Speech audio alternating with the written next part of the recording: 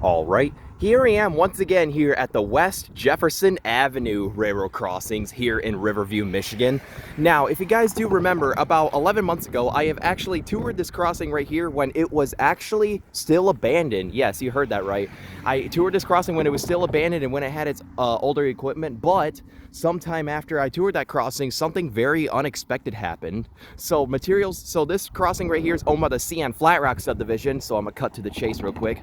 And this crossing right here guards the materials processing plant. So this is where the trains cross right across from the road and store some box cars in there for, customer service and whatnot. And this crossing was here abandoned for about 10 years since materials processing didn't need any more rail service at the moment.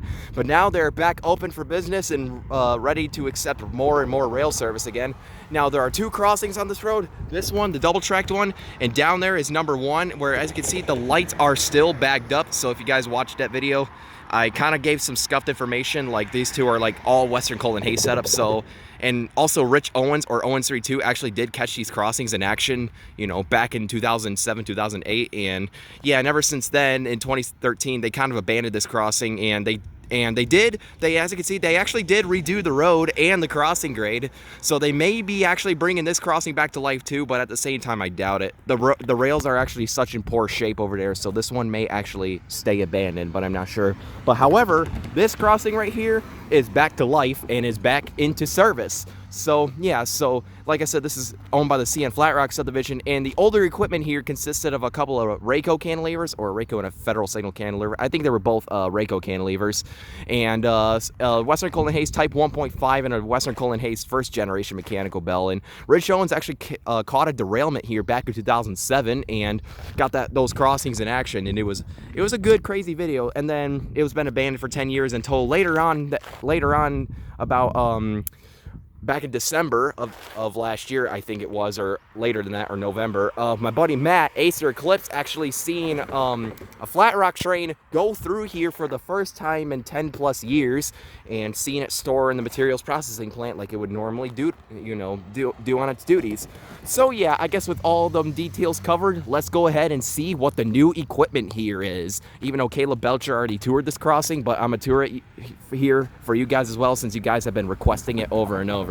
So yeah, I guess with that said, let's get on to it. So for the first signal, this has a Progress Rail Company cantilever, and as you can see, they put renewed dot tags on this. Well, this one looks like it's been recycled, but they put new dot tags on this, and the dot number for this crossing is 258098W.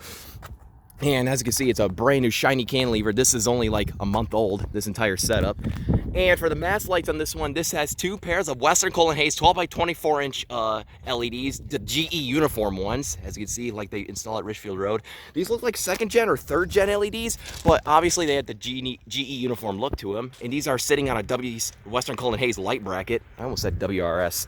Technically, it would be the same, but not really.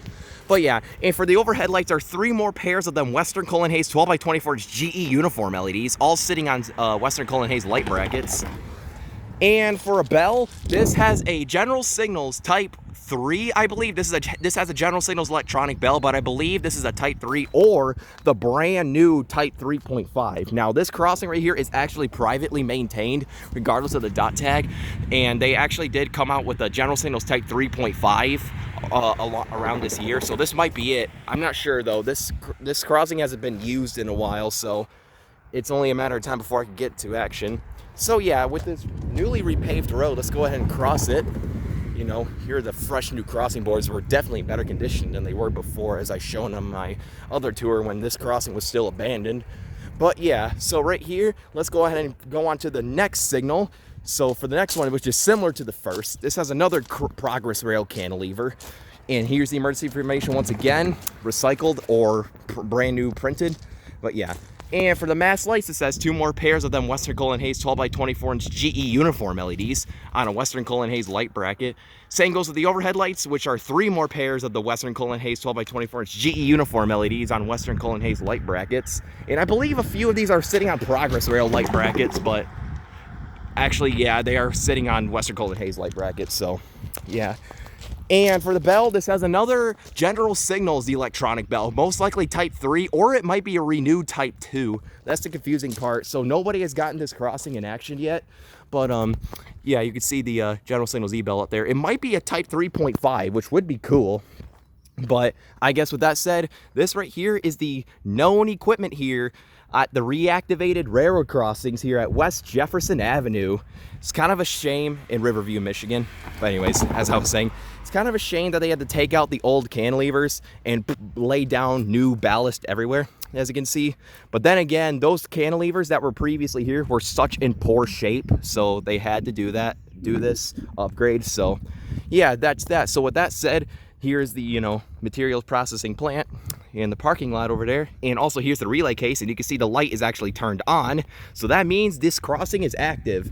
And there used to be the old relay case used to be over there, but they ripped it out. So yeah, so this was the reactivated, used to be abandoned crossings by material processing in West Jeff, as I would call it, owned by the CN Flat Rock sub. So let's go ahead and take a look at the track view. So down there is heading, I believe this is heading west towards a curve where it curves back into the Flat Rock sub. You can see the old beat up switch over there. You can see how absolutely warped the rails are. And this splits up into two tracks. You can see it's completely made of jointed rail. So yeah, splits up to two tracks, and there's also a gate that's open currently over there. But yeah, and down there is heading east towards the materials processing plant. So you can see the two big doors that they open and close for the trains. Here's Bay 1 and Bay 2 in case they want to accept double service, or they back in and back out. And if you look there, that looks like a groundhog. That's funny. Little guy appeared in my video. So yeah, I guess with all that said, this was the West Jefferson Avenue railroad crossing number 2 in Riverview, Michigan. Brand spanking new cantilevers. I hope that another flat rack train comes here someday, even though it's probably, the chances of it are very, very low, but it's never zero in my honest opinion. And you can see the little switches they use. I think this is the intentional derail switch. Maybe that's what happened in Rich Owens' video, weirdly enough. You can see another one right there, oddly enough. And here's one final glimpse at West Jefferson Avenue number 1, which is sadly probably going to stay abandoned. So if you guys want to check out my tour of that crossing, I do have a first video of it in the description, and that video is getting a lot of views, so I appreciate the support. But yeah, no promises here though, but I would love to get this crossing in action someday for you guys. So yeah, this was West Jefferson Avenue number 2 in Riverview, Michigan. Equipment and details and the reactivated crossing, I would say. But yeah, I guess with all that said and done, over and out.